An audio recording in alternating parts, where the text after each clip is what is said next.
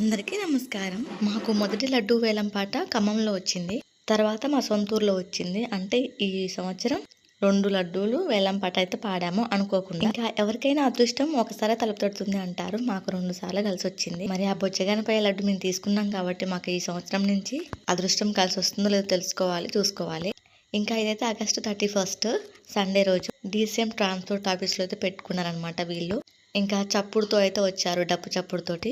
ఇంకా ఈ వేలం పాట కూడా నాకు పాడిన విషయం ఒక హాఫ్ అన్ అవర్ బిఫోర్ చెప్పారు అంతే. ఒకసారి లాంగ్ వీడియోస్ కూడా చెక్ చేస్తూ ఉండండి. నేను title and description link provide చేస్తాను, ఇంట్రెస్ట్ ఉన్న వాళ్ళు చూసేయండి. ఇది మినీ బ్లాగ్ కాబట్టి తప్పకుండా ఒక లైక్ చేసి మీ సపోర్ట్ నాకు అందివ్వండి. Please to subscribe.